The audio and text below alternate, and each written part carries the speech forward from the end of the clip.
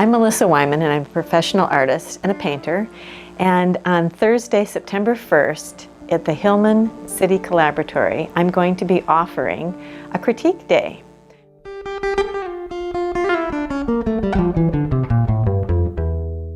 Artists can bring their paintings or drawings from 1 to 2:30. They can expect a 10 to 15-minute critique for each painting or drawing.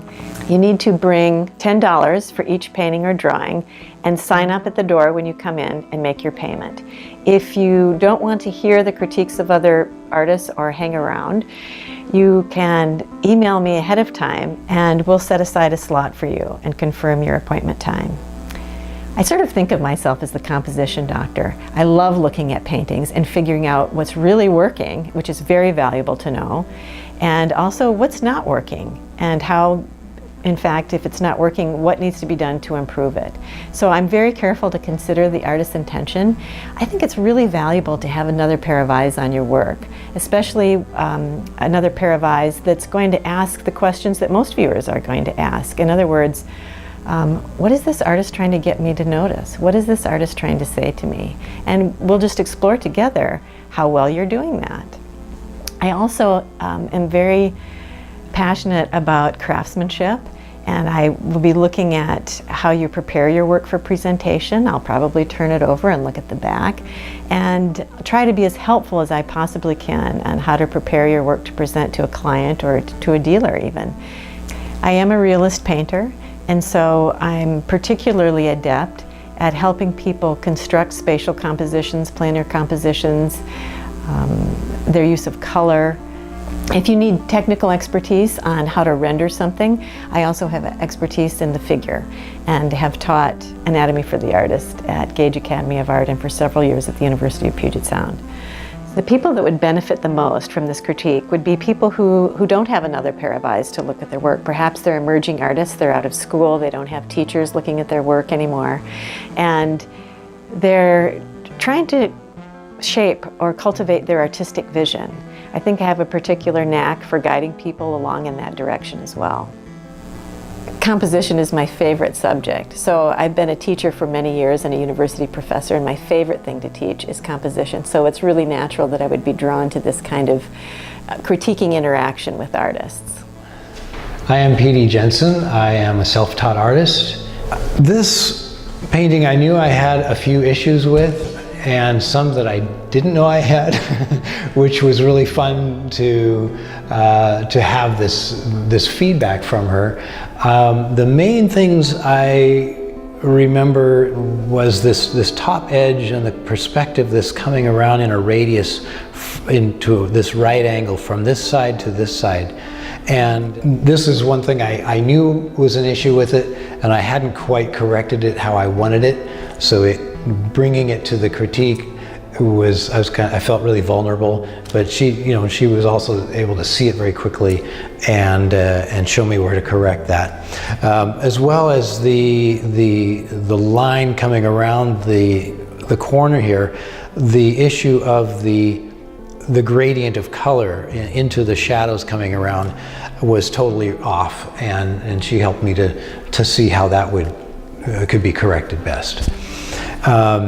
There was an area in the foreground here where the foreground was too flat. It almost just looked like vertical canvas rather than going into the distance. And she showed me how to vary the color primarily in temperature, to change that gradient to give it a little more depth from the edge of the painting in across the street there.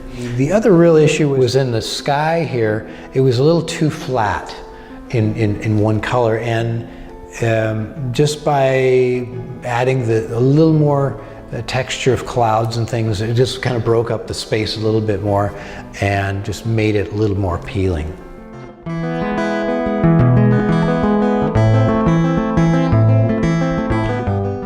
I came away from this quite jazzed. I really had a fun time with her. I just felt a lot more confident in what I already knew I could do, but just having these new insights that I could bring into my painting from here on out. I've studied with about 15 instructors over the past 5 years, and I would have to say that Melissa is the most well-rounded that I've studied with. She's coached me through a number of portraits and also a lot of still life paintings and a few landscape paintings. I'm now learning about landscape, and she's helping me with that too. One recent painting that I finished was a small still life painting of a couple of teacups. I got it as far as I could on my own, and then I took it to her for a critique. And she gave me a list of things that I could do to improve the painting, and there must have been 15 things that I could do on that list, and I'll just mention a few of them here. One of the areas that needed overall improvement was the bottom teacup. The shadow side, the gradation from light to shadow was rather sudden, and the shadow area was restricted too far over to the right. I needed to extend it over towards the illuminated area. Also, the yellow reflected light that was coming up from the foil packet needed to be lighter than the surrounding shadow area. And so I adjusted the shadow. She also urged me to darken the illuminated area so the highlight would be more visible. The most interesting piece of advice I got about this teacup painting was to alter the string that was coming from the tea bag to the tag hanging off the front of the table. I had painted it exactly how I saw it, and I was proud of myself for using a palette knife to paint that string. And even though I painted the string faithfully, it wasn't really working as an illusion of reality. And so she urged me to put the upper portion of the string in shadow to show that it was in between the teacup and the tea bag, which was, after all, the focal point of my painting.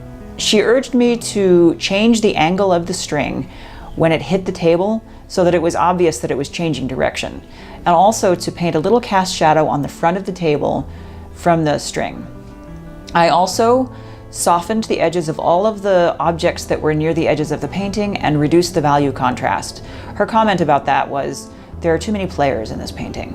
And she's often urging me to simplify the painting. She always asks, what do you want the viewer to notice? I've been getting critiques from Melissa starting from when I studied anatomy with her 3 years ago.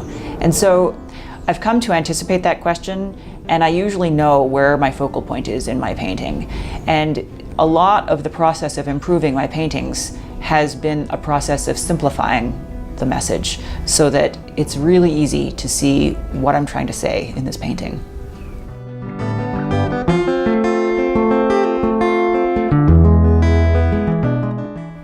Melissa puts a lot of effort into her critiques. She has a sharp, quick mind, and she's thorough. And so I likewise put a lot of effort into receiving her critiques. I ask clarifying questions if I'm not sure what she's getting at, or I'll ask her to explain why she wants me to change something. And I take thorough notes.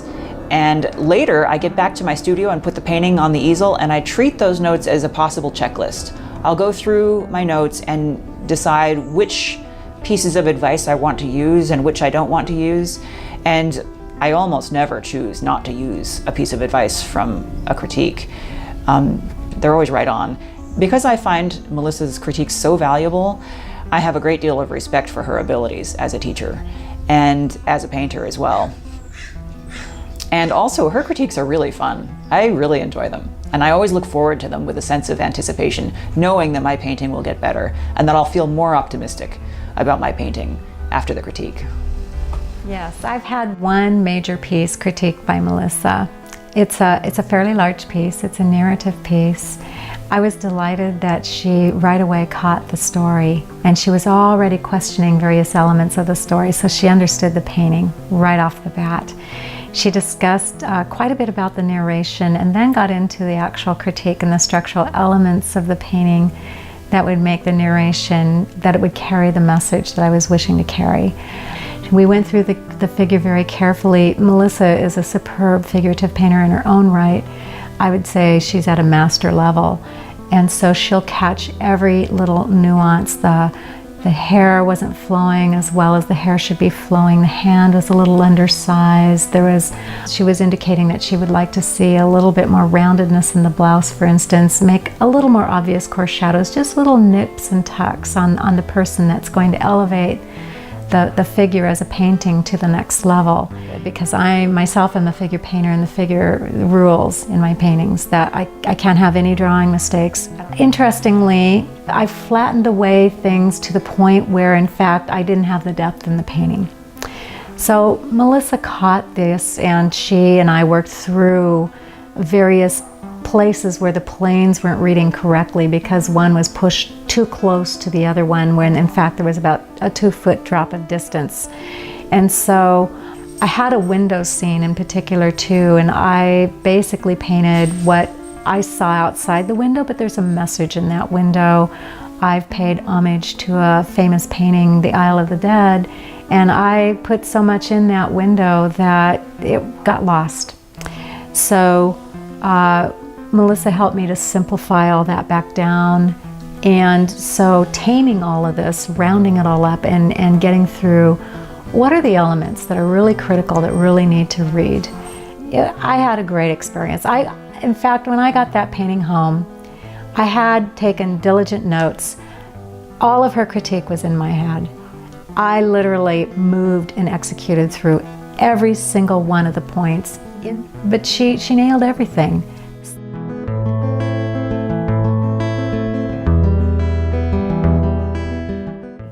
A good critique can really make or break a painting. She will elevate your painting to the next level.